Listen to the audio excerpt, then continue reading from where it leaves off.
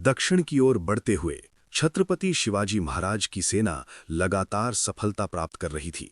हर नए प्रदेश में मराठा सेना का नाम डर और सम्मान दोनों के साथ लिया जाने लगा था।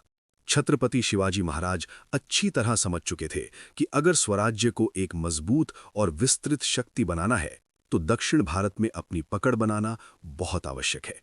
इसी दृष्टिकोण के साथ उन्होंने अपनी सेना को दक्षिण में और आगे बढ़ने का आदेश दिया। रास्ते में कई छोटे किले और शहर स्वराज्य के प्रभाव में आते गए। दुश्मन हैरान था कि मराठा सेना इतनी तेजी और कुशलता के साथ कैसे आगे बढ़ रही है।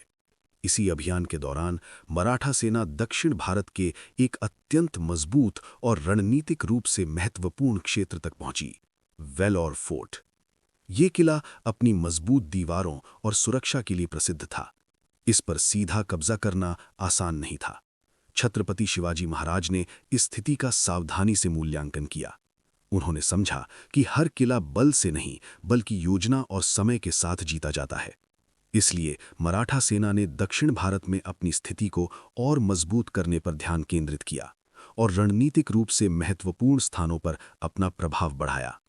इस अभियान के दौरान गिंजी फोर्ट जैसे मजबूत क्षेत्रों पर ध्यान केंद्रित किया गया, जो आगे चलकर दक्षिण में मराठा शक्ति का एक बड़ा केंद्र बना।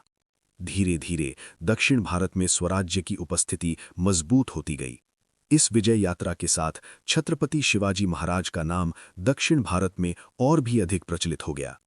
अब ये स्पष्ट था कि डेक्कन के महान सम्राट छत्रपति शिवाजी महाराज सिर्फ अपनी सीमा तक सीमित रहने वाले नहीं थे, लेकिन लगातार युद्ध और सफरों के बीच उनके जीवन में एक नया और कठिन दौर शुरू होने वाला था। एक ऐसा दौर जो इतिहास में उनके जीवन के सबसे चुनौतीपूर्ण समय के रूप में जाना जाएगा।